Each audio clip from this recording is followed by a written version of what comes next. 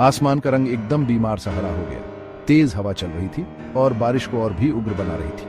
हवाई जहाज एक लोहे का पंछी तूफान में फंस गया, जोर जोर से कांप रहा था। अंदर दहशत फैल गई। यात्री डरे हुए अपने आर्मरेस्ट्स पकड़े हुए थे, उनके चेहरे पीले पड़ गए थे। तूफान एक राक्षस की तरह अपनी पकड़ मजबूत कर रहा था। पायलट कंट्रोल से जूझ रहा था। हर झोंका एक विशाल हाथ की तरह हवाई जहाज को आसमान से छीनने की कोशिश कर रहा था। वो योग से लड़ रहा था। उसकी नकल्स सफेद हो गई थी। उसे उतरना ही था अभी। नीचे शहर का चिड़ियाघर फैला हुआ था, ऊपर हो रहे नाटक से बेखबर। बाड़े तैयार थे अपने जंगली जानवरों को पकड़े हुए। हवाई जहाज नीचे गिर रहा था, बहुत नीचे, बहुत तेज। एक खतरनाक जुआ। जमीन तेजी से नजदीक आ रही थी। टक्कर, धातु चीखी, दुनिया आवाजों के कोलाहल में फट गई। हवाई जहाज टूटा फूटा चिड़ियाघर में घिसटता चला गया।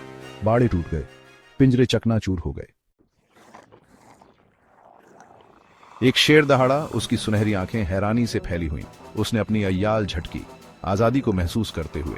एक ग्रिजली बेयर दुर्घटना से जागकर अपने बाड़े से बाहर निकल आया। हवा डर और खून की गंध से भरी, खतरे से धड़क रही थी। जानवर इधर उधर भाग गए। कुछ घायल और भ्रमित बेसुध घूम रहे थे। दूसरे शिकारी जानवर मौके को भांपते हुए तूफान से तबाह हुई सड़कों पर घूम रहे थे। शहर जो कभी उनकी जेल थी, अब उनका शिकारगाह था। चीखें रात में गूंज रही थी। लोग तूफान और आजाद हुए शिकारियों से बचने के लिए दहशत में भाग रहे थे। एक बाघ, उसकी नारंगी और काली धारियां धुंधली सी, डरे हुए पैदल चलने वालों के एक समूह का पीछा कर रहा था।